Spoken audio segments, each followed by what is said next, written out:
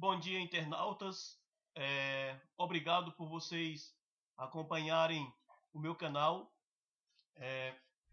Eu quero aproveitar a oportunidade para falar hoje sobre a questão da Sagrada Tradição, né? Quando eu me refiro à Sagrada Tradição, eu não estou me referindo à tradição da Igreja Católica. Eu me refiro à tradição apostólica. Esta mesma tradição que foi assegurada pelos primeiros cristãos, pelos cristãos dos primeiros séculos, principalmente até o século III, que do terceiro século em diante, essa própria tradição ela foi misturada com doutrinas pagãs, com a entrada de Constantino no cristianismo, né? Quando eu me refiro à tradição apostólica, eu me refiro àquela que foi de 99 depois de Cristo até 299, né? Então, pessoal, eu quero o seguinte, eu quero aproveitar a oportunidade para falar sobre essa questão. Muitos dizem, principalmente no meio protestante, né, que não há mais a necessidade de se guardar a tradição, né, porque eles acham que a tradição contraria a fé deles, contraria a Bíblia, né? Então eles acham que nós não temos que seguir a tradição, temos que seguir unicamente a Bíblia. Eu quero esclarecer o seguinte, meu amigo e minha amiga, você que está me escutando agora, nós temos que entender o seguinte: o Evangelho, antes de ser escrito, ele foi pregado. Antes de ser uma letra, ele foi uma palavra, né? Então, nós não devemos pensar que no início do movimento de Jesus, os discípulos já tinham um Novo Testamento, como nós temos hoje em mãos, o Novo Testamento escrito. Não. A mensagem era pregada, transmitida oralmente, né? Os primeiros documentos cristãos, os primeiros escritos cristãos, foram as cartas paulinas direcionadas às diversas comunidades que o apóstolo ia fundando, né? O primeiro evangelho, ele só começou a ser escrito mais ou menos após 40 anos, né? Após a morte, ressurreição e a ascensão de Jesus. Então não devemos pensar que os discípulos já andavam com seus próprios escritos debaixo do braço. E na verdade não era bem assim, né? Então quero aproveitar a oportunidade para pedir para vocês abrirem as suas Bíblias em 2 Tessalonicenses 2,15. Olha, pessoal, o que eu digo aqui eu mostro na Bíblia, hein? Porque nós temos que entender o seguinte: a própria Bíblia, ela vem da tradição, né? Quando eu me refiro à Bíblia, eu me refiro ao Novo Testamento, né? Aqui, 2 Tessalonicenses 2,15 diz assim: assim, pois, irmãos, permanecei firmes e guardai as tradições que vos foram ensinadas, seja por palavra, seja por epístola nossa. Então, o que é que o apóstolo Paulo diz aos Tessalonicenses aqui? Que eles deviam guardar, conservar de maneira intacta as tradições. Ou seja, aquele ensinamento que Cristo deu aos apóstolos. Então, esses ensinamentos devem ser conservados. E nós temos que entender que os discípulos dos discípulos de Jesus, eles também conservaram essas verdades. Que aí elas só foram misturadas do quarto século em diante, que começou a apostasia, né? Mas sempre os apologistas, os cristãos apologistas dos primeiros séculos, eles procuravam preservar as verdades transmitidas por Cristo e pelos apóstolos. A exemplo disso, podemos citar Policarpo, que foi discípulo de João, Papias, Justino, Irineu, Tertuliano, Cipriano. Então, são cristãos. Alguns os chamam de pais da igreja. Mas se estes fossem vivos, com certeza eles não queriam esse título para eles. Eles não otorgariam esse título para eles. Porque o próprio Jesus disse que a ninguém na terra devemos chamar de pai, porque um só é o nosso pai, que é o que está nos céus. Então jamais os pais da igreja, os chamados pais da igreja, né, que são esses a quem me referi, eles jamais iriam querer esse título para eles, né? Então, pessoal, a gente pode ver que a tradição, ela tem base na Bíblia, né? A tradição tem base na Bíblia. Eu vou mostrar outras partes também. Se a gente pegar aqui 1 Coríntios, capítulo 11, Paulo começa aqui, 1 Coríntios 11, 2. De fato, eu vos louvo, porque em tudo vos lembrais de mim, e retendes as tradições, assim como vos entreguei. Outras traduções bíblicas está preceitos. Então aqui, ou preceitos ou tradições, né, dá no mesmo aqui. Então ele estava louvando aos coríntios, porque eles estavam preservando as tradições transmitidas pelos apóstolos.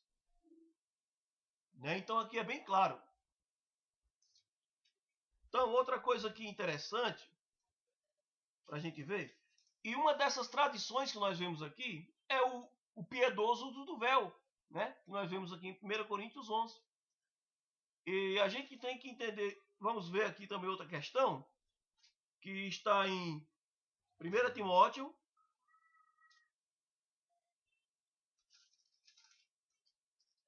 abram a Bíblia de vocês em 1 Timóteo, capítulo 4, versículo 16. Diz assim a palavra do Senhor: tem cuidado de ti mesmo e da doutrina.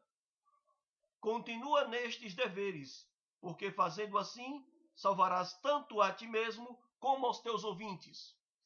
Veja a preocupação de Paulo aqui, dizendo a Timóteo: tem cuidado de ti mesmo e da doutrina, mandando que Timóteo também tivesse cuidado com a doutrina. E o apóstolo Paulo já tinha dito também que nos últimos dias não suportariam a sã doutrina. Né? Por quê? Porque iria se acumular mestres que iriam introduzir falsos ensinamentos, né? Como nós vemos hoje.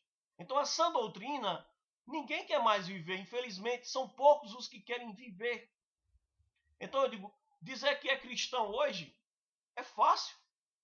Então, eu quero ver mostrar.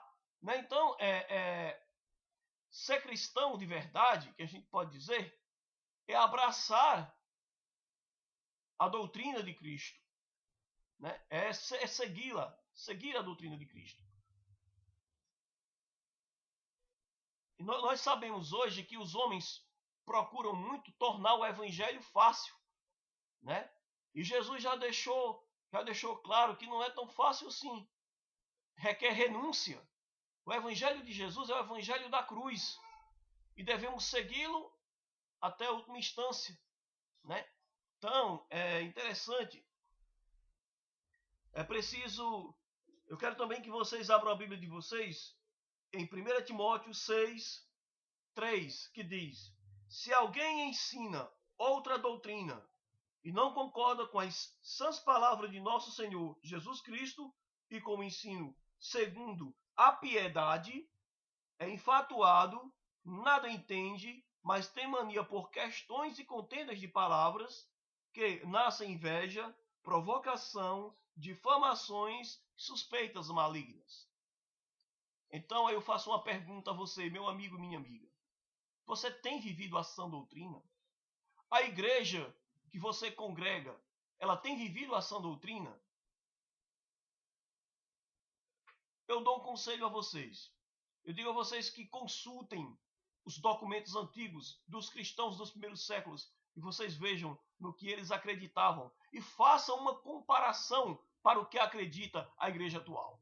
Aí vocês vão perceber se a igreja atual está ou não vivendo a sã doutrina.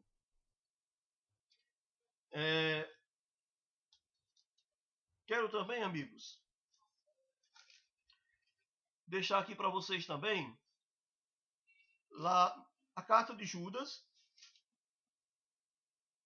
Judas 3, que diz: Amados, quando empregava toda diligência em escrever-vos acerca de nossa comum salvação, foi que me senti obrigado a corresponder-me convosco, exortando-vos a batalhardes diligentemente pela fé que uma vez por todas foi entregue aos santos. Veja, a fé que uma vez por todas foi entregue aos santos. Vocês têm que entender o seguinte: a Bíblia, ela não caiu do céu com capa, zíper e tudo. O Novo Testamento surgiu da pregação dos apóstolos. Nós temos que entender isso. O que está no Novo Testamento é justamente a fé dos apóstolos. Então, nós temos que preservar estas verdades. Tanto que os apóstolos ensinaram, como que os discípulos, que foram discípulos dos apóstolos, ensinaram. A exemplo de Justino, de Irineu, de Tertuliano. Então, a gente tem que comparar as crenças desses cristãos primitivos com as crenças desses que se dizem cristãos na atualidade. Né? É preciso a gente fazer essa comparação. Né? Então, pessoal, a tradição, ela não foi uma invenção da Igreja Católica. A Igreja Católica tem a tradição dela. Mas a gente está vendo aqui que a tradição dos apóstolos, ela é apoiada pela Bíblia. Não estou me referindo à tradição da Igreja Católica não, viu gente? Não confundam. A tradição da Igreja Católica é uma coisa, a tradição apostólica é outra. Porque a tradição apostólica é aquela tradição que foi preservada pelos discípulos dos apóstolos. Então nós podemos dizer que é a tradição apostólica. Então por isso que nós nos baseamos nos escritos deles. Né? Eu também pensava assim, como vocês antes, eu pensava que o protestantismo fosse certo, que o catolicismo fosse certo. E após uma profunda investigação e um profundo estudo, cheguei à conclusão de que precisamos conservar a doutrina dos apóstolos sustentada pelos cristãos dos primeiros séculos. E se vocês prestarem atenção, os cristãos dos primeiros séculos, eu não estou me referindo aos heréticos, porque existem umas heresias, né, que foram surgindo. Eu não estou me referindo aos heréticos, eu estou me referindo aos cristãos do segundo, primeiro, segundo, do terceiro século, até o terceiro século. Então, essas verdades precisam ser preservadas, né? Eles batalharam firmemente para preservar essas verdades, né? Por isso que eram chamados de apologistas, porque eles faziam defesa a essa fé, né? Então, pessoal, nós temos que entender o seguinte, né? Mais uma vez eu digo, a Bíblia, ela não caiu do céu pronta. Ela foi um processo. O Evangelho primeiro foi pregado, depois o Evangelho foi escrito. Primeiramente existiu a transmissão, né? A tradição oral, para depois ser a escrita, que no caso é o que nós chamamos hoje de Novo Testamento. E para explicar a vocês que os primeiros cristãos não tinham um Novo Testamento pronto, como eu disse a vocês, já existiam alguns escritos, até a segunda geração já existia alguns escritos, mas não tudo completo. O Evangelho de João, um exemplo, ele só foi completo por volta do ano 100, 110, né? Então, nós temos que entender que foi um processo para a composição desses evangelhos. Mas para que tudo estivesse num cânon só, num único cânon, aí vem os concílios. Niceia, 325, Laodiceia, 363 e o de Hipona, 393. No concílio de Hipona, a partir do quarto século, é que nós vamos ter uma Bíblia completa, um cânon completo, Antigo e Novo Testamento. Né? Então, pessoal, esse problema das escrituras não foi resolvida de um dia para a noite, não. Né? Então, nós temos que entender o seguinte: as escrituras são importantes. Para nós, ela é palavra de Deus, juntamente com a tradição dos apóstolos. Então, que Deus possa ensinar a todos vocês e abençoá-los em nome de nosso Senhor e Salvador Jesus Cristo.